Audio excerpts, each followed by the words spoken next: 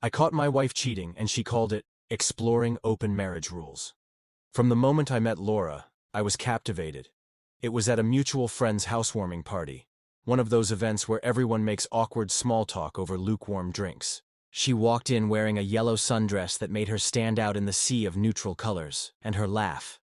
It was unrestrained and infectious, the kind that made you stop and smile even if you didn't know what the joke was. We ended up talking that night for hours, completely oblivious to the party winding down around us. She told me about her love of art, her dream of one day opening her own gallery, and her quirky habit of collecting antique keys. I shared my love for writing, my slightly embarrassing obsession with hiking gear, and my goal of building a stable life after a chaotic childhood. Our connection felt effortless. Laura had this way of making me feel seen, like I was the only person in the room who mattered. By the time I worked up the courage to ask for her number, I already knew I wanted to see her again. Our courtship was a whirlwind. We spent weekends exploring art galleries, hiking trails, and discovering hole-in-the-wall coffee shops. I loved how adventurous she was, how she brought out a side of me I didn't even know existed. 2 years later, on a crisp autumn evening, I proposed to her at the same park where we had our first date. She cried, said yes, and from that moment on, it felt like we were building something beautiful together.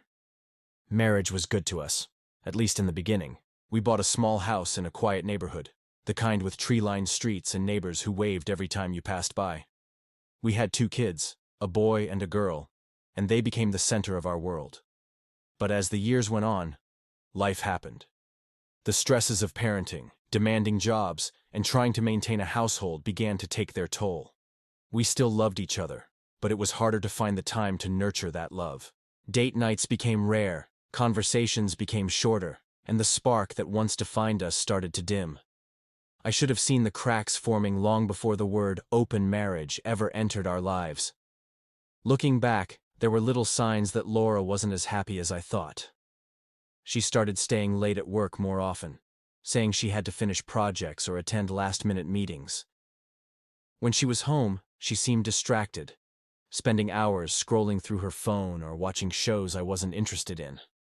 I chalked it up to the stress of her job. She had finally achieved her dream of opening an art gallery, but the demands of running her own business were more than either of us had anticipated. I tried to be supportive, taking on more responsibilities at home so she could focus on her work. But the distance between us grew. The woman who once lit up every room she walked into now seemed tired, disconnected, and as much as I tried to bridge the gap, it felt like she was drifting further and further away. The first time Laura brought up the idea of an open marriage, I thought it was a joke.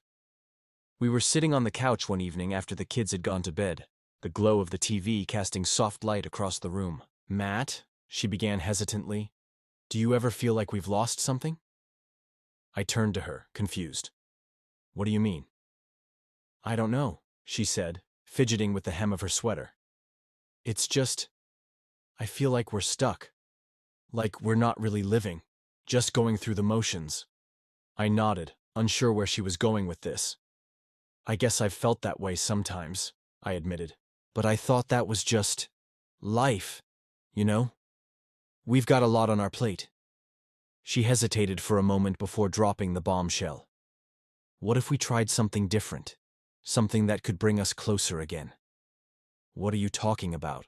I asked, my stomach tightening with unease. "I've been reading about open marriages," she said carefully. "Couples who love each other but feel stuck, like us. Some of them say it's helped reignite their connection." For a moment, I thought I hadn't heard her correctly. Open marriage? Laura, the woman who used to blush at romantic movie scenes, was now suggesting we invite other people into our relationship. "Laura," I said slowly, trying to keep my voice steady. "Where's this coming from?" She looked away, avoiding my gaze. "I just think it could help us. We're not connecting the way we used to. Maybe this is what we need to bring back the excitement."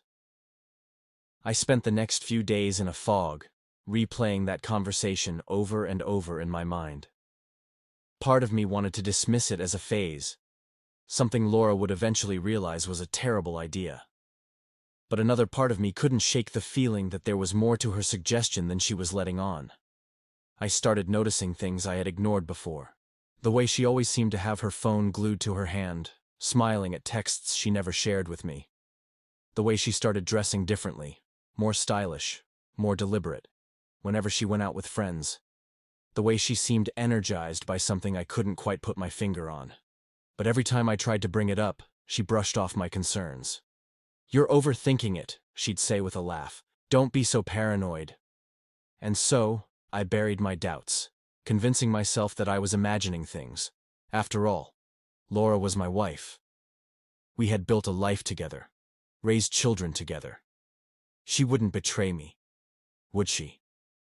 Everything changed one Saturday afternoon. I had taken the kids to a soccer game while Laura stayed home to catch up on some work. When we returned, I found her in the backyard, sitting on the patio with her laptop.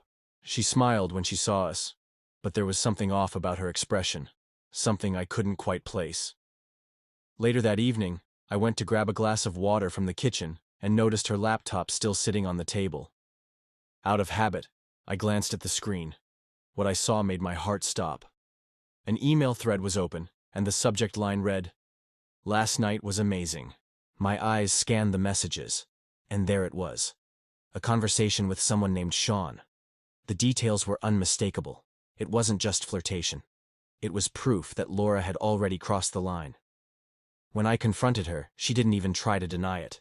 Instead, she doubled down on the idea of open marriage, twisting her betrayal into some kind of noble experiment.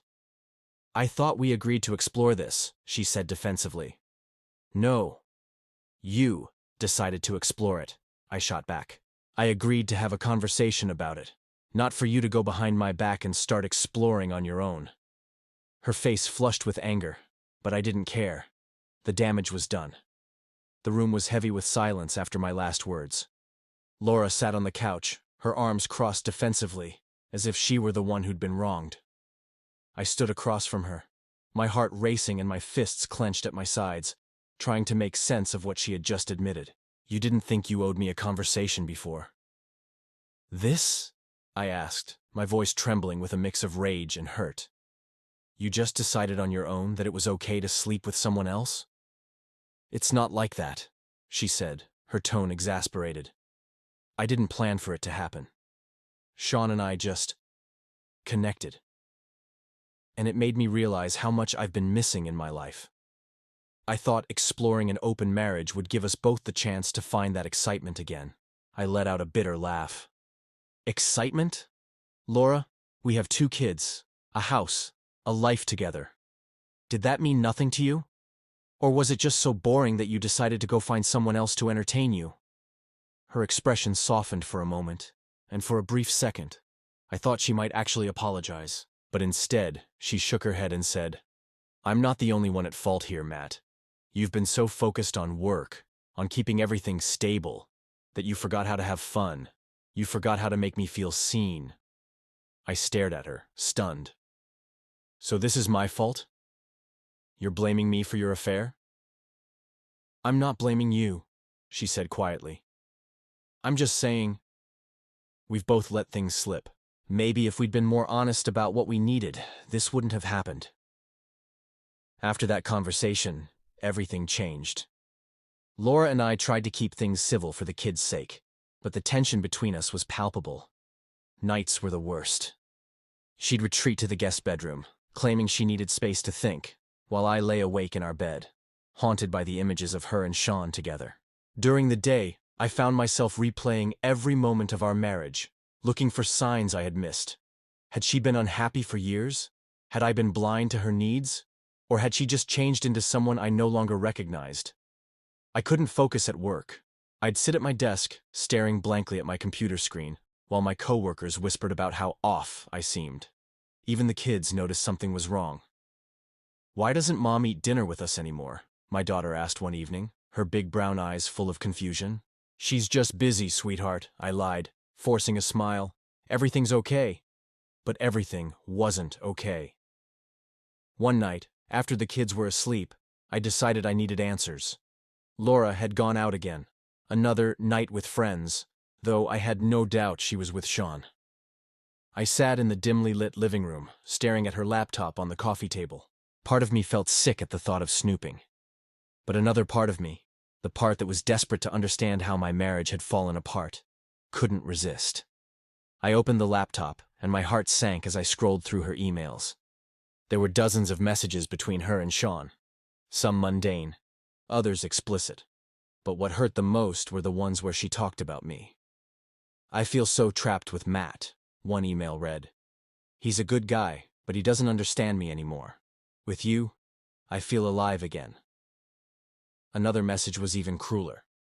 "Sometimes I think I only stayed with him because of the kids. If it weren't for them, I don't know where I'd be." I closed the laptop and sat there in silence, the words echoing in my mind. When Laura came home that night, I was waiting for her in the living room. She froze when she saw me, her smile fading as she noticed the laptop on the table. "You went through my emails?" she asked, her voice sharp with accusation. "You left me no choice," I replied, my tone icy. "Do you have any idea how much it hurts to read those things about me? About our marriage?" She sighed and sank into the armchair across from me, rubbing her temples as if I were the one causing her stress. "I didn't mean for you to see those," she said. "They were private." "Private?" I snapped. "You don't get to talk about privacy when you've been sneaking around behind my back for months." She flinched at the venom in my voice but didn't respond. For the first time, I saw guilt flicker in her eyes. "I'm sorry," she said finally, her voice barely above a whisper. "I never wanted to hurt you, Matt. I didn't know how to tell you how unhappy I was." "Unhappy?" I repeated bitterly.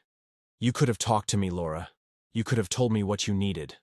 But instead, you decided to cheat and then dress it up as some noble idea about exploring open marriage rules." She looked down at her hands, tears welling in her eyes. "You're right," she admitted. "I messed up. I should have been honest with you.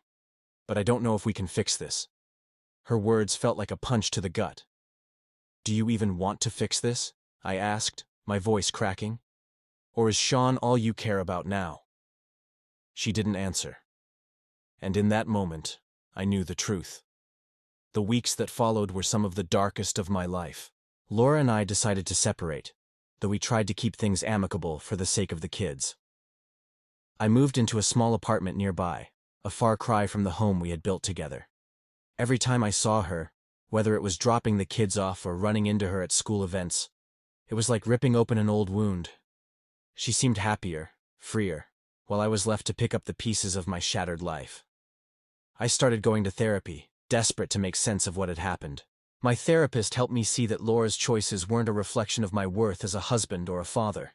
But even with that understanding, the pain lingered. I threw myself into my work, trying to distract myself from the emptiness. I reconnected with old friends, people I had drifted away from during the years I spent prioritizing my marriage. Slowly, I began to rebuild. It's been a year since Laura and I officially divorced. The pain hasn't completely gone away, but it's no longer the all-consuming force it once was. I've started dating again. Nothing serious, just casual dinners and conversations that remind me what it's like to feel appreciated. For the first time in a long time, I'm focusing on myself, my career, my hobbies, my happiness. As for Laura, I hear she's still seeing Sean. Part of me wonders if their relationship will last, or if it will crumble under the same weight that broke us. But I try not to dwell on it.